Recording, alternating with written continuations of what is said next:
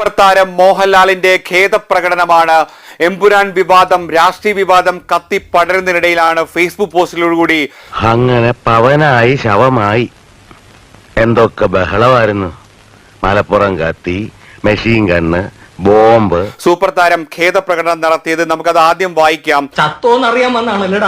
Lucifer ഫ്രാഞ്ചൈസിയുടെ രണ്ടാം ഭാഗമായ എമ്പുരാൻ സിനിമയുടെ ആവിഷ്കാരത്തിൽ കടന്നു വന്നിട്ടുള്ള ചില രാഷ്ട്രീയ സാമൂഹിക പ്രമേയങ്ങൾ എന്നെ സ്നേഹിക്കുന്നവരിൽ കുറെ പേർക്ക് വലിയ മനോവിഷമം ഉണ്ടാക്കിയതായി ഞാൻ അറിഞ്ഞു. എനിക്ക് വളരെ വിഷമമുണ്ട്. അതറിഞ്ഞതിൽ എനിക്ക് വലിയ സന്തോഷമുണ്ട്. പക്ഷെ യാതൊരു വിധത്തിലുള്ള ഒത്തീർപ്പിനും നീ ശ്രമിക്കണ്ട, ഞാൻ അതിന് തയ്യാറല്ല. ഒരു കലാകാരൻ എന്ന നിലയിൽ എന്റെ ഒരു സിനിമയും ഏതെങ്കിലും രാഷ്ട്രീയ പ്രസ്ഥാനത്തോടോ ആശയത്തോടോ മതവിഭാഗത്തോടോ വിദ്വേഷം പുലർത്തുന്നില്ല എന്ന് ഉറപ്പുവരുത്തേണ്ടത് എന്റെ കടമയാണ്. ഇങ്ങനെ പേടിക്കലടാ ആണുങ്ങളെ വില കളയാനായിട്ട്.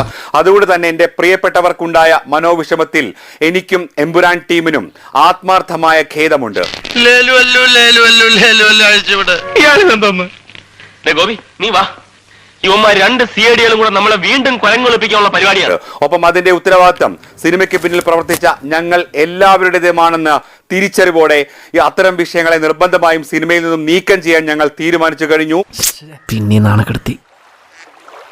മിസ്റ്റർ ദശമൂലം, നിങ്ങൾ എന്തിനാണ് പേടിക്കുന്നത്? ധൈര്യമായിട്ടിരിക്കണം. ഞാൻ ചത്തോയ എന്റെ പിള്ളേർക്ക് നീ ചെലവിന് കൊടുക്കൂടാ.